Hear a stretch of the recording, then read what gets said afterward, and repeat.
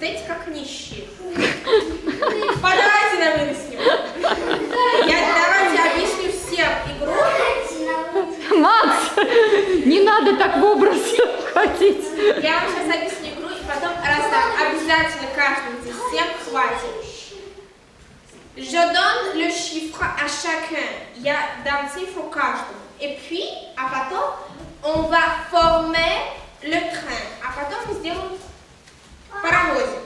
Вместо машины, которая у нас была в прошлый раз, мы будем использовать le train va. Повторим. Le train va.